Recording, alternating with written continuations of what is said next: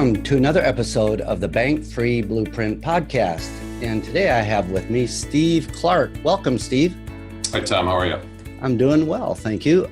You are with Construction Inspection Specialists. Correct. Yeah. And you are the one that helps us all keep deals safe, helps us understand budgets, understand basically making sure that work is done, that contractors say it is done, all of that. So we'll get into that in just a bit, but I'm wondering, would you be able to just share with us a little bit about your background and how it was that you got into this business of inspection services? Yeah.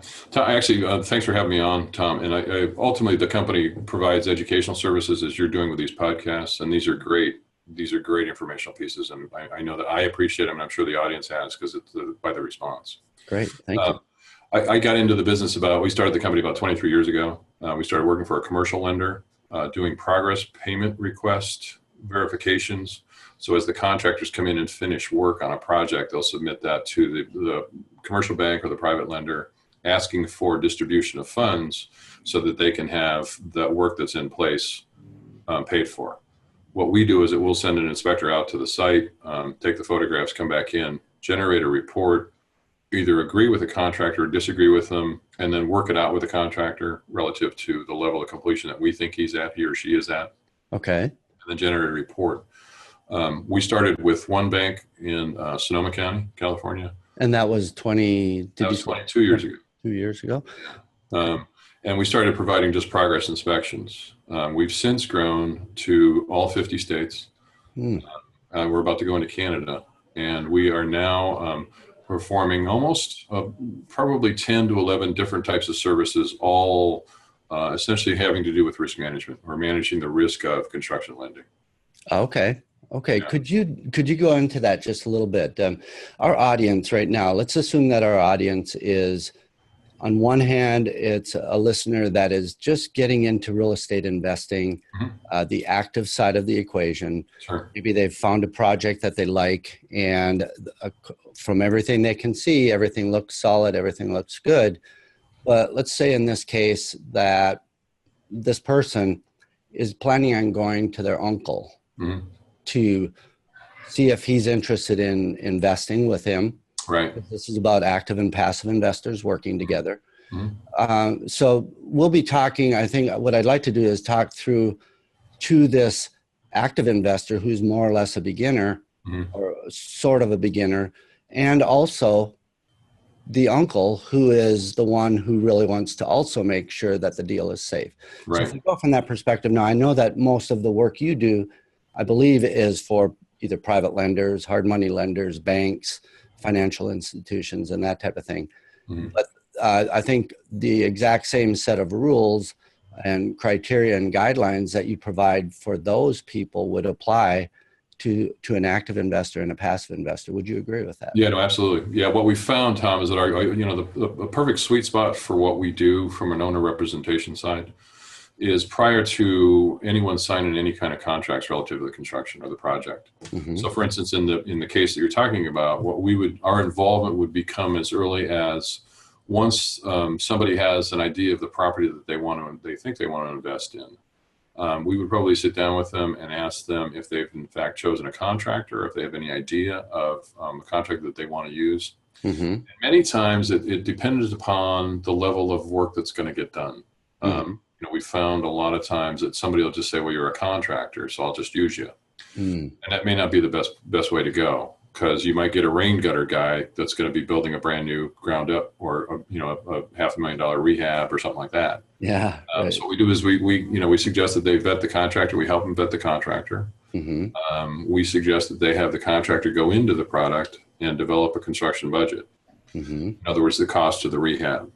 What we found is that the more line items in that construction budget, in other words, the more detail they can provide, the easier it is to quantify the work to make sure the work is in fact done. And it also lets us know as risk managers that the contractor has in fact taken the time to go through the budget and thought about the electrician or the plumber or the drywaller or the fireplace guy or whatever it might be. They can in fact show those costs in a budget. Yeah.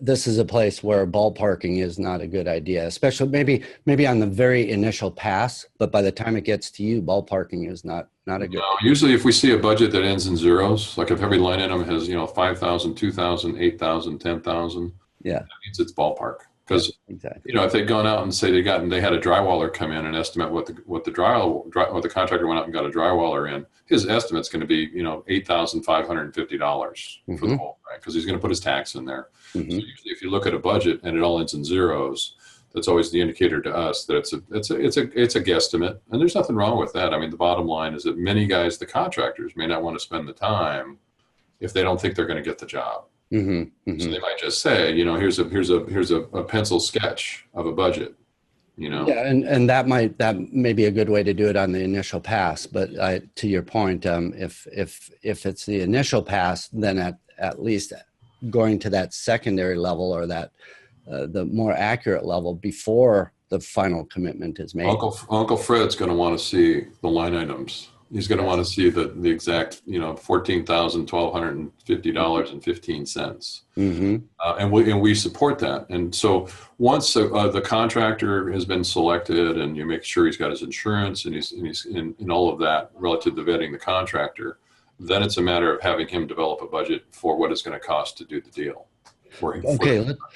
Let's stop right there on the contractor. When you are helping an active investor or a borrower, whichever the case may be, in vetting out the contractor, what are maybe 4 or 5 key things what are some indicators, whether it's really accurate indicators or even sort of rules of thumb that you might go by where you want to maybe dig a little deeper? We might call it little red flags that we want to at least dig a little deeper on. Well, first thing is having a contractor's license. So you can go here in California, we can go to what's called the Contractor State License Board. And you can go online and you can just enter the name of the company or the name of an employee or the license number. And what it'll do is it'll bring up any complaints that there's been, if their license is suspended, what type of insurance they're typically carrying. So first thing would be find out about their licensing. Secondarily, I'd find out about their insurance. I would ask the contractor to submit his whatever levels of insurance that he has provided. And then ask about his willingness to name Uncle Barney's or Uncle Fred's entity as an additional insured, as well as the active investor, both being named as additional insured on that contractor's general liability insurance policies. So check the license, check the insurance. I'd call some references. But before I did that, let's say I'm doing a ground up. Let's say I'm doing a 5,000 square foot ground up house. I want to make sure that he's done that before. I don't want to bring a $10,000 rehabber into a $400,000 ground up, and nothing, no offense intended, but they just don't have the capacity, and everybody thinks they do. But they don't have the capacity to necessarily work the schedule the same way that somebody that's experienced in that, or have the team of subcontractors that they would need to get that done in a timely manner. Yes, absolutely. I agree with you totally on that one. And I would take it one step further, even with a lesson that I learned early on, and that was not to necessarily rely on a custom home builder to build a home that is going to be a home for profit, a home for speculation, that type of thing. So and there's many tools, and we can talk about this later on, but there's many tools that you can use. For instance, in bringing a contractor on board. So we look at the license, we look at the insurance, we look at their past references, their potential capacity for doing the same deal. A custom home builder may have built 1,500 square foot homes, and you're bringing them into a 6,000 square foot home. And again, it's much different. And one of the things that I learned was a custom home builder a lot of times, and especially if it's a custom remodeler, I would say that's even probably the most likely where there could possibly be issues. And again, it's not going to be every time, but when a contractor is used to going into a homeowner and saying, Mr. and Mrs. Homeowner, what would you like me to do to the project? And they go in and they start tearing things out and adjust and switch and move and whatever. The custom home builder is typically going to be with a different mindset of time, and the amount of time it takes is probably not as critical. It's not, the urgencies aren't there, the systems and processes maybe aren't quite there. it's almost like a different mindset. And I know I just talk from experience because we had 2 projects over the last, this was probably 3 or 4 years ago, where the projects just ended up taking so much more time than they ever should have because there was no urgency behind. The custom home builder they were both amazing home builders, but they both were used to that mentality. They had the mentality of, well, it'll get done. It'll get done when it gets done. And we just want to make sure it's done exactly the way the homeowner, you know, that type of thing. So. Right. That's, you know, it's funny because we're dealing with a project down in Southern California in a beach community. And what's funny is that it's a whole nother world in some of those communities down south because it's more relationship oriented than it is contracts. Yeah. You know, you go into San Francisco, you go into the Bay Area, and it's contractual relationships. Yes. I mean, personal as well, but at the same time, everybody knows that there's going to be a contract. One of the things that we also do when we vet is we ask, does he have the capacity to create a schedule? So we'll ask them for samples of a schedule that they've done on projects before, because to us in managing the risk, the schedule is key. Yeah. And what it does, it lets you know, or lets Uncle Fred know how long his money is going to be invested. He's going to know his return, but he knows that in 6 months, at 180 days, on day 181, he can move his money to another project. And that's critical to investors.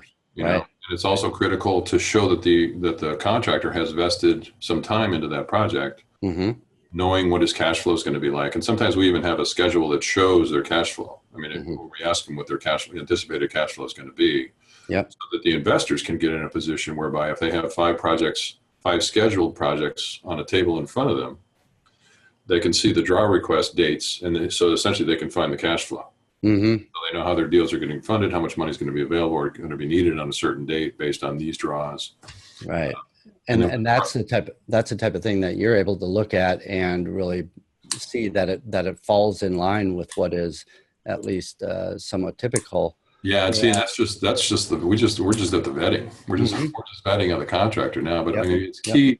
One of the things is obviously license, insurance, but probably one of the big things is the capacity of the contractor to, in fact, perform on the same product, be it rehab or be it new construction. But at the same time, be able to schedule, because many times in a contractor's contract, you won't find a clause. There's a clause that we always recommend be included that's called the 10-day right to cancel. And what that gives the owner, borrower, client of the contractor, the right to be able to cancel the contract if in fact the contractor doesn't show up for 10 calendar days. And many times you'll find some of these contractors go to their more profitable jobs. They'll spend more time on those jobs than they'll necessarily do on yours. If you have something in your contract, and we can talk about this later, but if you have something in your contract that controls that, right? Because most of the time the contractors from the contractor to the owner benefit the contractor, oddly enough. Right. No, great. So let's go to the next step then. The contractor, everything checked out. What's the next step? Ultimately, the contractor, we would suggest the contractor go in and develop a budget. And I don't even want to say ballpark budget, but he develops a budget for what he's saying it's going to cost to develop that rehab, and submit that to the borrower, to the investor, and then that number. What we do is that would then be turned over to us. And what we would do is we would have an inspector go to that site, and if that site's in Atlanta, or if it's in Maine, or if it's in Georgia, Kansas, Texas, I mean, anywhere in the country, we'd set an inspector in, and we perform what we call a baseline inspection. And we do essentially an external or exterior photo survey of everything on site, exterior of the buildings, exterior of the landscaping. And then we go inside the house and do photo survey of the interior as well. And while we're doing that, we also have the contractor's budget in hand. What then happens is that we have essentially created a photo survey of the exterior and interior of the property, so that we know later on, for instance, a countertop. Let's say there's a quartz countertop that's in there, and the contractor, for whatever reason, submits an invoice for a new countertop. From those photo surveys from the beginning of the work, we have evidence of the fact, no, those were, it was here. So it works in 2 ways. What we do is we then analyze, for the baseline inspection, we analyze the photographs, we get comments from the inspector, and what we were looking for are things that may have been inadvertently left off the contractor's contract or this budget. many times we identify things like lead paint or asbestos, because in the older houses in the Midwest, many times they forget the fact that it's lead paint. The original layer of paint down there at the bottom is lead based. And if in fact it's lead based, it needs to be abated. Costs like that might get left off. If they move walls or if they're adding walls, sometimes insulation will get left off. So what we do is that we just try to find the things that are going to essentially cost more in both time and money. Because our role is to make sure that they stay on budget and they stay within budget and they stay on schedule. And you're coming in from a totally neutral perspective, no bias towards the contractor, no bias towards the developer, borrower, active investor. Absolutely no skin in the game. And what we do is we take that report and we make our suggestions, observations, and comments, and then we give that to the owner, lender, borrower, and they then sit down with the contractor and ask the contractor to essentially adjust the budget to reflect those things that may have been inadvertently left out of the budget. There's a thing in development called change orders. And change orders are the result of those things that have been missed being brought up later on during construction. And essentially a change order is normally an increase in the cost of the deal. What we try to do is we try to minimize those for both the developer, the borrower, and Uncle Fred. So Uncle Fred doesn't have to hear about, we need another $5,000 because we forgot about lead abatement. So we try to be as thorough as we can on that report, and that report gets done, and many times it's done before close of escrow. So if they're closing escrow for the full amount, not a $100,000 deal, and that was a budget with all zeros. And then all of a sudden they find that there's lead abatement needed or asbestos abatement needed. They forgot the drywall. They forgot the finished plumbing. So there's another $20,000. So that Uncle Fred doesn't have to hear about, we need more money. We need more money. So what the baseline does is it provides a document back to the deal that essentially says, these are the things that we found outside of the budget that should be added back in or considered to be added back in.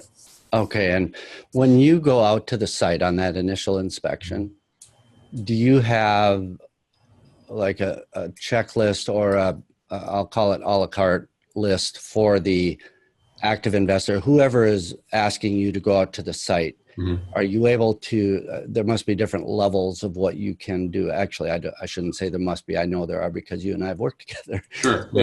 So there are different levels of what can be ordered. Like what are the services that might be on that list when you're called out to the site? Ultimately on this one, it's what we call the baseline. The product is called the baseline inspection. And the baseline is typically used on rehabs. And we always walk in with the contractor's budget. And many times what we found in private lending is that the thoroughness of the budgets are a lot of times lacking relative to being able to quantify the work. So for instance, we might have a budget that has 10 line items, and one of them says concrete, one of them says kitchen remodel, one of them says bathroom remodel. Kitchen remodel for $20,000 doesn't really tell us a lot because we don't know if it's appliances, we don't know if it's countertops, we don't know if it's cabinets, we don't know. So a lot of times it has to deal with them becoming much more detailed than the amount of work that's going to happen. So that's kind of on the baseline inspection, and that's with rehab. Other products. I guess one thing that I was thinking of with that a la carte idea was that and you and I have talked about this before. As a matter of fact, you mentioned it right before the call, the idea that there may be a cracked foundation or something. So let's say that there's a home and there's the plan is to put an addition on, but the rest of the home is just going to be painted, paint and carpet, and maybe a couple new fixtures in the bathrooms, whatever. And the idea that to make sure that there is a meeting of the minds of what actually is in that scope of your inspection. So, and that goes back to the line item descriptions. So many times, there might be a line item in there just as concrete, and we don't know if that's going to be an additional for the foundation for the addition. It could just be for that. It might be for the driveway. It could be for the patio in the backyard. So what we ask for is distinctive descriptions of each of the line items. So as we're walking through, we're always looking for, essentially, strategically, we're looking for things that are not in the budget that we feel is work that needs to be done, or that may have been missed. Because I guess our mission statement for my company is to really protect each and every dollar that goes out the lender's door, and make sure that dollar is protected. And in doing that, it's looking at, can we quantify this concrete line item that the contractor says he's got $30,000 in there for? Just concrete, no. Can we do it if it says driveway $5,000, steps $2,000, patio $3,000, things like that? So we can do that with the baseline inspection. Okay, good. We found it to be a really valuable tool prior to the close of the deal, because Uncle Fred knows that there's been somebody that's third party involved looking at it. Exactly. Contractor's not involved. The guy that's the investor, essentially the deal generator, the owner, is not involved in that. So it's really a complete third party. Even if, let's say the active investor, or he goes and approaches Uncle Fred, if he's able to supply that third party inspection, it may not even always be Fred that orders it. It could even be the active investor being proactive and offering that inspection, because then he can show that he knows what he's doing. He's controlling risks, all of that. Yeah, I would imagine in a good development package, in a good presentation package, it would include, obviously ARV. Somebody who's gone in and determined ARV, and we're much different than a home inspection. We're not home inspection. It's not what we provide. We're essentially looking at a contractor's budget, and determining whether or not it's sufficient to do all of the things that they wanted to do in the house. So let's say that the contractor's budget, it all appears to work out. The contractor themselves appear like you've done the background check, you've done the reference check, you've reviewed the budgets, the timeline, the scope of work, all of that. Right. Now it's time for the contract. What services do you provide for the active investor or passive investor, either the money side or the deal side? To make sure that there's good, solid contract. What we do is that we do contract review. So we'll take a look at the contractor's contract, and we'll submit items that the owner investor can look at relative if they want to add to the budget or to the contract. I'm sorry. We always require that a good contract should have a construction line item budget attached to it as attachment A. Attachment B may be the schedule. Attachment C might be the specifications. I say specifications, meaning you might be doing a $500,000 rehab, thinking that you're going to get Kohler fixtures. It's a $500,000 rehab. And you find out that you got Lowe's American Standard fixtures in your $500,000 edition. And what happens is that's done in a document called specifications or description of materials. Many times it's called a description of materials. So you're going through identifying those choices that you want, the type of paint that you want, the cabinetry that you want, even the type of hardware on your doors. Those are critical in getting a price reflected from the contractor that reflects the things that you want. If the contractor doesn't know what you want, you're going to get American Standard fixtures, and then there's going to be a change order because you want Kohler or Kodo. So essentially it's going through and having specifications available, and those get attached to the contract as well. So the construction contract gets reviewed. We make sure all the attachments are there. We make sure the clauses are in there to protect Uncle Fred. So there'd be an additionally insured naming Uncle Fred's entity. And if you see several clauses missing that your services provide for advising the client. And we're not attorneys by any means, Tom. And we never intend to be. It's not our intent. Our intent is, I've been in construction for about 40 years. I'm an A licensed contractor. I'm a B licensed contractor. I've built houses. I've been involved in subdivisions. I've been doing risk management for construction for 25 years. What it really is just a matter of the fact that we want to make sure that everybody's, that it's a good deal, that the contract reflects, it's a balanced contract. Construction contractors, no offense intended. I mean, I am a construction contractor, but their contracts protect them. They don't protect the owner as well as they could. They certainly don't protect the borrowers as well as it could. So we go in and we review the contract. Once we're done with that. And the contract is just, I mean, it's really just there to avoid problems down the line. We have some favorite sayings. We have some favorite sayings in my firm. One of them is the single best practice to manage the risk is to get it all in writing. And all of it is the end of that sentence. I mean, literally all of it. We have another one that's, if it's gray, you'll pay. Right? I mean, the bottom line is if you wanted Toto or Kohler in your house and you didn't tell them, you got American Standard, you're going to have to pay to have American Standard removed, Toto purchased, and then Toto installed. But if you made it clear in black and white in the agreement or in the contract, it clarifies a lot of stuff. And everybody says, "Oh no, we're friends." I can't tell you how many deals we're involved in. It really started out nice because the contractor took them out to dinner, their dream home, and stuff just started falling apart. You know, he wasn't there as often as they thought he should be. I have a project up in Beverly Hills right now. We're suggesting that a webcam be put on site because we've gotten to a point where, you know, the contractor said, well, I'm going to have 5 people a day here. And that fits the schedule. But he hadn't done it. Happening. So, so those kind of things in the contract really help out.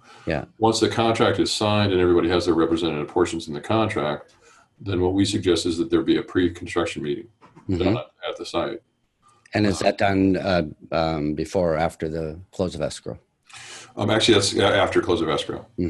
So now that we've closed escrow, we essentially signed the contract with the agreed upon budget. Now we're ready to go. The demolition starts, you know, but prior to even the demolition, what we do is we have a pre-job. So the pre-job brings all the players together, the general contractor.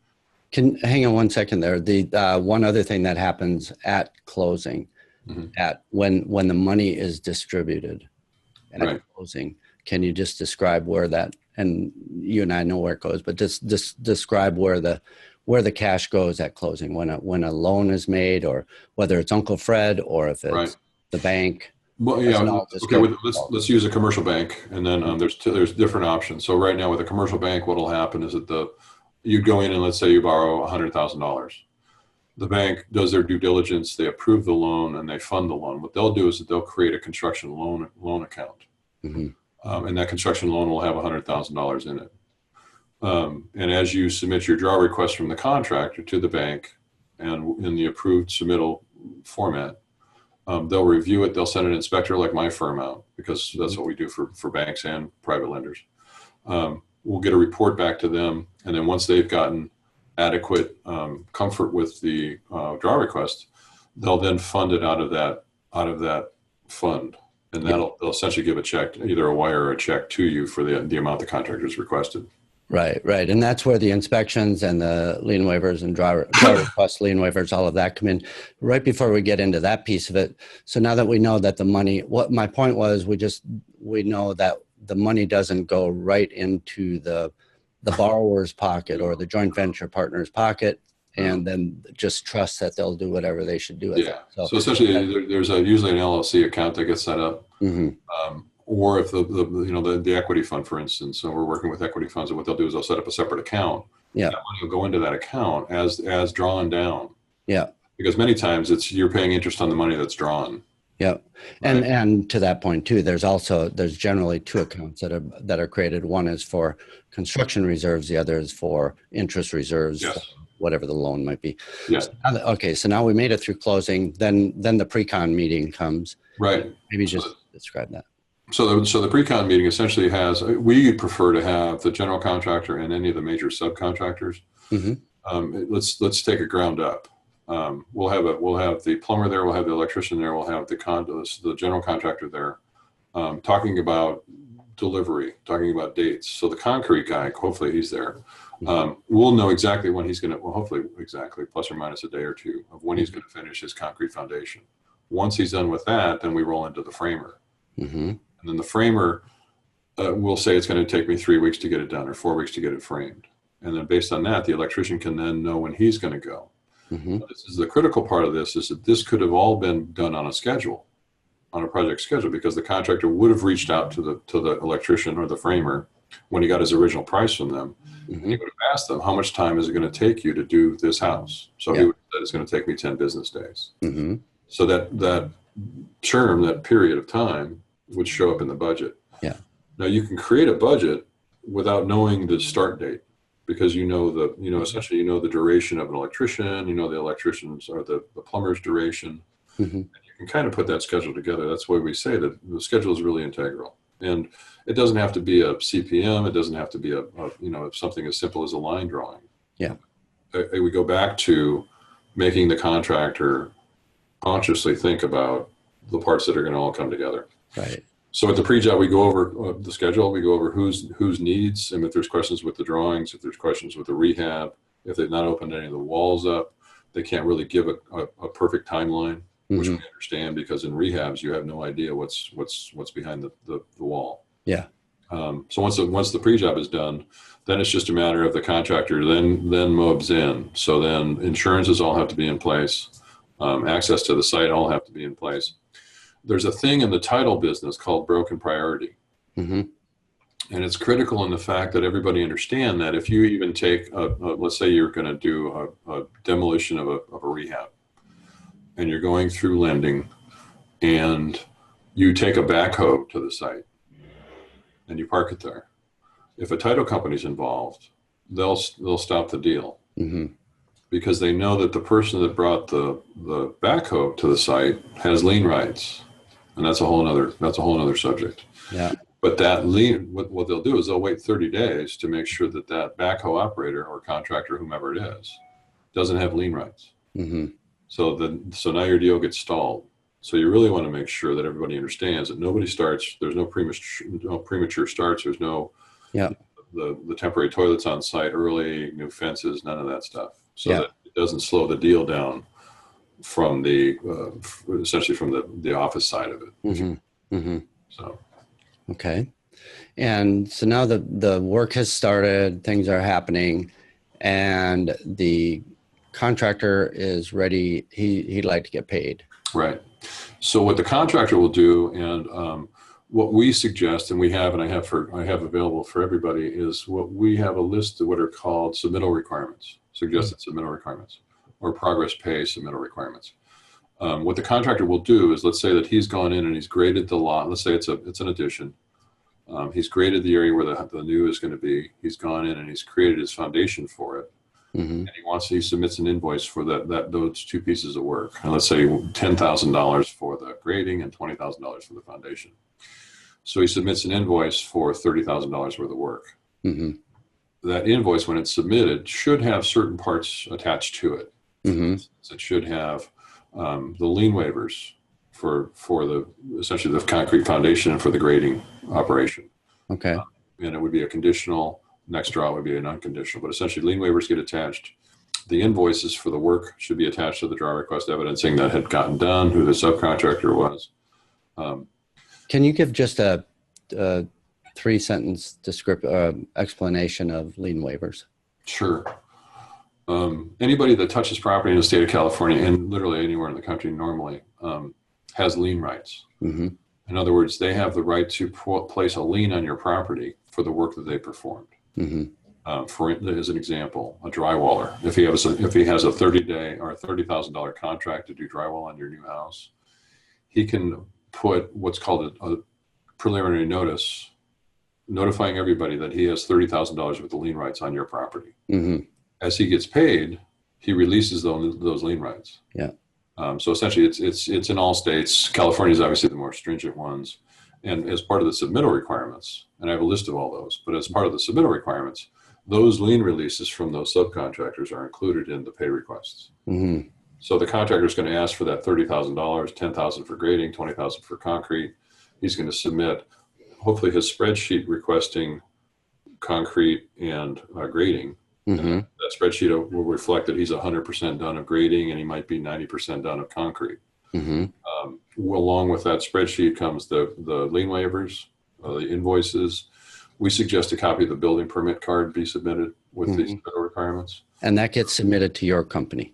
It would get submitted to the lender and then passed to us. Yeah. Yes, and then we would review the documents. Mm-hmm. And once we've reviewed the fact that the documents are all in order, we then dispatch an inspector to the site. Mm-hmm. That inspector then goes to the site, photographs the work, and comes back. We generate reports stating that we either agree with it or we don't agree with it. If we don't agree with it, we'd have talked to the contractor as to, you're asking for 100% of this. We've only found 50. Yeah. Might say, 50% of it was for deposits or whatever it might be. Yeah. But we get the clarification so that it's not a surprise to the contractor when he only gets half his money. Mm-hmm. And many times it happens with deposits. Mm-hmm. For instance, on Windows. Mm-hmm. Today, you can't order Windows without a 50% deposit up front, paid up front. Yeah. Back in 10, when the crash hit, banks and the banks weren't even loaning the money on Windows until they were actually installed in the house, literally part of the asset, because they were so concerned about if that house goes away, we have to have the Windows. Yeah. So install the Windows and then we'll pay you for the Windows. Yeah. Yeah. So it's gotten a lot more loose now. Mm-hmm. Essentially, a lot of it's deposits. You'll find elevators and doors and windows and cabinets are another one where you'll get a 50% deposit. Yeah. So in that submittal, you'll have the lien waivers and invoices. Mm-hmm. Be for deposits or for work that's done. One of the things that we say that everybody should do that has the goal to control it relative to owners, developers, when they receive that information from the contractor, the paperwork should be numbered to reflect what line item in the budget it is. Mm-hmm. Yeah. For instance, if concrete foundation is line item number 10, Mr. Contractor, could you put a number 10 on the piece of paper that has to do with that so that we don't have to try to figure out who these suppliers were and for what line item and stuff like that. Mm-hmm. So it makes the deal flow.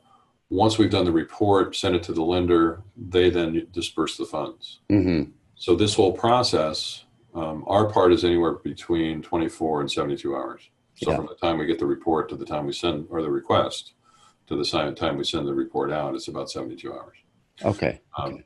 So that the contractor gets funded. Yeah. And then he starts his next phase. Yeah. And there's a certain amount of holdback that's typically done on each invoice. Those are retention. Yeah. So, and what, is it 10% most of the time or what? Yeah, sometimes 5, depends. Usually on the flips, it's 5. On the ground up, it's 10. Yeah. Personally, the difference between a flip and ground up or rehab and ground up, I think there's less risk in ground up. Mm-hmm. I do too.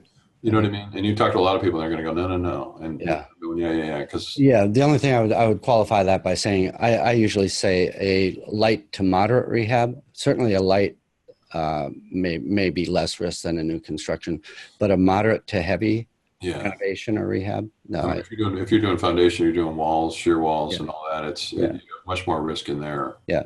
And the potential is everything changes or things change that were never anticipated. And on new construction, you have a schedule that you can follow. I mean, contractors know the order of which they come in, whereas if it's a renovation, that order can easily be messed up if there's something that's found in the structure of. Absolutely. So, yeah. And even with, because we're doing a lot of subdivision work right now, but even with subdivision work, we're finding that lenders they don't bring us in for horizontal. Mm-hmm. In other words, the underground, stormwater, sewer, street, sidewalk, curb, gutter, sidewalk, all of that. And we're surprised because personally, I think that you can lose more money in horizontal underground because you don't know what's underground. And you hit boulders or a patch of boulders or soft soils or things like that. There goes your timeline. There goes your money. Yeah. So we're surprised that we're not brought into those, even when they're doing on ground ups. Because a lot of times we'll just call, we got draw number 2, he's got foundation done. Yeah. Yeah. Well, did everything get put in place correctly in the ground initially? Yeah. So now we're at the point where the project is pretty well finished, but there's the punch list. And I say that because that can be a challenge sometimes. Sometimes it works out just fine, but it's that punch list that sometimes it's hard to get contractors out, which explains the whole retention. Yeah. Mm-hmm. Yeah. So ultimately, here we go. We go back to the contract. So in a contract, we always suggest that the term of the deal be in the contract. So the contractor knows that his substantial completion date, which means, and here's another term, substantial completion. Who defines that? So a lot of times it's defined by occupancy. Substantial completion date would be October 1st. That means on October 1st, the contractor is allowing you to reoccupy your home or occupy the rehab or whatever it is that you've done. Part of that is the timeline between substantial completion and final completion. Yeah. And that's where the punch list comes in. Yes. And the punch list essentially is the owner going through and finding all the things that got left off or didn't, or the dings in the walls, or the paint's not painted right. Makes a list and submits to the contractor that list, and they both sign it, or having received it, and the owner saying this is all of it. The contractor then goes through and takes a certain period of time, written and agreed to, 10 days, 15 days, and those are working days, so 3 weeks to finish it.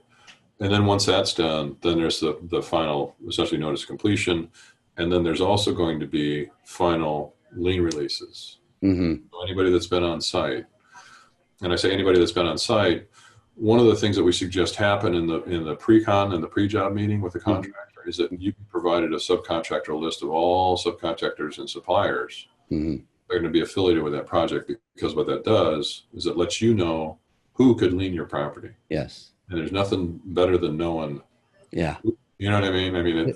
Because in the end, especially if it's new construction, the title company, it has to all come together with full lien release on everything. Everything, yeah, and final. All the final lien release, and Uncle Fred's going to want to see that, right? Because he's going to want to know that his deal's clear and he's made this much money, and it's not.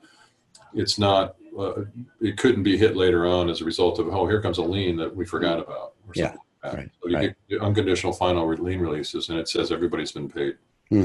And there's a certain amount of time in California, 30 days. If you put a notice of completion out with the county, they only have 30 days to come back in with lien rights. Yeah. If they on day 31, it's sorry, but everybody's, we're all adults. We all, we all know the rules, and these are some of the rules. Yeah. Excellent. So that pretty much took us through the entire process. And you had mentioned the submittal, basically the submittal request for. Yeah, well, the submittal requirements, sure. Could you, so that's something that you're offering to anybody who's listening to? Sure. No, absolutely. We give those away. And essentially what the submittal requirements are and what they do is it lists the things that we feel that should be attached to a progress payment request from a contractor. So real quick, let me just go down the list. And some of it's, there's 10 items. Some people want to do 5, some people want to do 10. And depending upon the sophistication of the project, the amount of money involved, it really determines how deep somebody would go. So the first one is the progress payment submittal requirements are attached to the agreements. So between the lender and the borrower, it gets attached, and then between the borrower and the contractor, it gets attached. Because these submittal requirements, every time you want money, this is what we want. So in that, there's a change order. If there's any change orders, or if the schedule is going to get extended, there's notification from the contractor, not just verbally, but email or in a document. Contractor performance replacement clause, essentially it's going to be if there's been any issues that the contractor has found that they want to make clear to the owners. That these are the things that are happening that may cause change orders.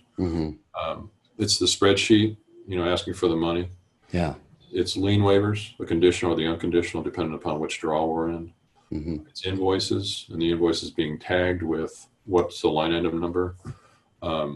It's any kind of change orders, any kind of line item transfer. Let's say that a line item transfer occurs when, let's say, the foundation guy is done with foundation and he had $10,000 in his line item, and let's say he got it done for $8,000. Yeah. He doesn't get to keep the 2. What the 2 does, the 2 goes down into contingency, and it gets moved down there. And we have a form that we call a line item transfer form, so that everybody in the project, Uncle Fred, knows that, hey, $2,000 was available in concrete, and it got moved down to contingency. Yeah. And then later on, they found that they were short on electrical. So they went down to contingency and requested that. So again, it's a line item transfer out of contingency back into a line item. So it sounds like a lot of paperwork, but it really does, at the end of the deal, you're going to know exactly where all the money went. Yeah. Yeah. Because everybody's going to want to know, and you're going to, this, Tom, as lender. Everybody wants to know where the money went. And using documentation such as that in forms allows the project to move forward quickly, and at the same time evidence where the monies went. Yeah. So change order forms, line item transfer forms. We ask for a picture of the local permit card, so that we know that the contractor is doing the work per local agency requirements. Yeah. And a lot of times, you'll have contractors say, "Oh, we don't do permits." That's watch out. I mean, the bottom line is that they'll say, "Oh no, it's not worth it." Well, no, in San Francisco, if you get caught without a permit, you get red tagged, and your project stops. Right. And you get fined. Yeah. And you get delayed. Yeah. And for the $200 or $300 or $400 and the amount of time, everybody says, "Oh, it takes weeks to get those." If you go to the counter, yeah, and you're efficient and you know what you're doing, you can usually get a permit in a couple of days. Yeah. Another interesting little side bit here is what happens if a contractor is hired and they are not licensed. In California, this is. Oh, absolutely, yeah. What happens is you do. Let's say that you bring an unlicensed contractor in to perform plumbing, and he gets all the plumbing done, and you find out that as a result of him not having a license, you don't have to pay him. Yeah, isn't that amazing? Yeah. Yeah, and unfortunately, what happens is they usually come back at night and they take their plumbing away. Yeah, right. And they come in through your windows, or they come in through your doors. So it's just easier to do your due diligence. And I'm involved in a project right now where the owner thought he was saving money because he used the low bid contractor. We just got a notice last night that the contractor is being sued by the Contractor State Licensing Board, and potential civil suit. So yeah. I mean, cutting corners does not pay. Yeah. But Uncle Fred's going to want to know that you've done your due diligence, you've done your background checks, that everybody involved in the project's legitimate, they're licensed, they're insured. Yeah, it makes everybody sleep at night. Yeah, yeah. Except for those really bad contractors. Yeah. The ones that are unlicensed. Right. The ones that we don't want to work with. Yeah. Cool. Well, so if this has been absolutely perfect, super summary of the entire process. If anybody wants to reach out to you, get a hold of you, what's the best way for them to get a hold of you? Actually, my phone number, the company phone number is area code 707 838 1679. Okay. Our website is www.cisinspects.com. And I have, if anybody reaches out to you, Tom, I can respond to them. Yeah, and we'll have it in the show notes too for anybody who might be driving while you're listening to this. Sure. The show notes we'll have that. We have some of the handouts that I can certainly share with people.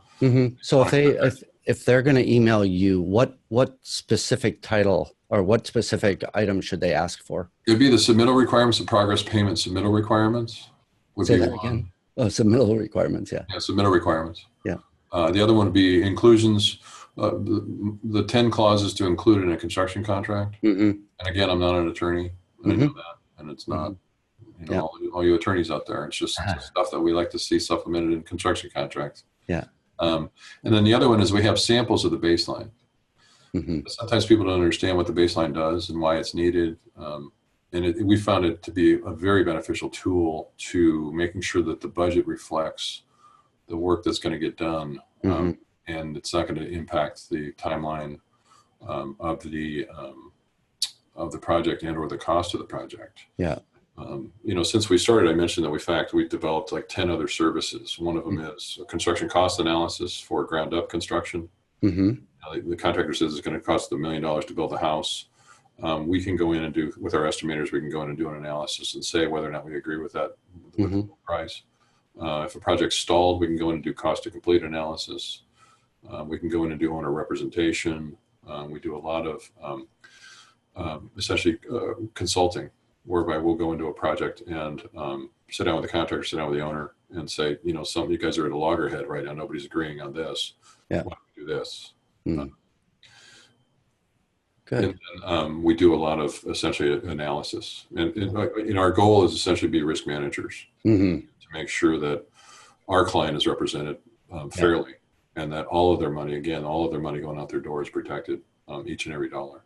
Yeah. And there's so much value in being able to know the risks, mitigate the risks before the project ever starts. I mean, that's where so much of the the risk mitigation and risk control happens is before the project, before it even gets funded almost. We found, Tom, that probably in the last 5 years, we've been picked up by a lot of the equity funds. And what our involvement in deals does is it essentially gives the Uncle Freds out there, the investors, comfort in knowing that a objective third-party firm is involved in reviewing deals. Yes. Who can do the analysis on a budget, who have estimators available that can look at a construction project, be it in Atlanta, Georgia, or Norfolk, Virginia, or Northern California, and know that the construction prices in those areas are being reflected in that contractor's contract. Or that these are the things that he left out. He forgot to do his drilling, his piers, or his bridge, the bridge for the project, or whatever. Yeah. No, that's great. Yeah, Steve, this has been just absolutely wonderful. I think of it now. You've spoken at my meetup before, my real estate investment club meeting before. I'd love to be able to get you there again sooner rather than later if you're up for that. And if we can do this again, there's obviously of these parts that we talked about today. Because we're both in education, Tom. Yeah. To me, our involvement makes a better borrower for the lender. It makes a better client for the contractor. And it warms my heart to know that there's more projects that are getting done successfully. And I'm sure it does for you as well. Yes, absolutely. These podcasts are certainly doing that. And great. For that. All right. Well, thank you. Thank you. I appreciate that. So if anyone listening has any comments, any thoughts, anything they'd like to share, we really do like getting comments, getting feedback. If there's things that you think we could improve on, things that you really enjoyed, things that we may have missed, like topics that you'd like us to cover, just feel free. I would love to hear from you. Email us, or if you email Tom at tombraeglemann.com, that'll get to me. And you would also appreciate it if you could leave a comment you can subscribe on iTunes, Stitcher, and SoundCloud. Are three ways to get onto the podcast. And so if you're able to get on and subscribe to that, review, rate it, it all helps. It helps more people get the message about doing safe deals, profitable deals, working together, the collaboration. So exactly. Yeah. So Steve, again, I really appreciate it. Thanks. I appreciate it. Let's do this again sometime. Seriously, we could talk all day. Yeah, this is yours and my playground, right? That's right. Exactly. Right. Exactly. Okay, great. Well, thank you, Steve, and we'll catch up again soon. Great. Wish all your listeners good luck. Thank you. Thanks, Tom. Bye-bye.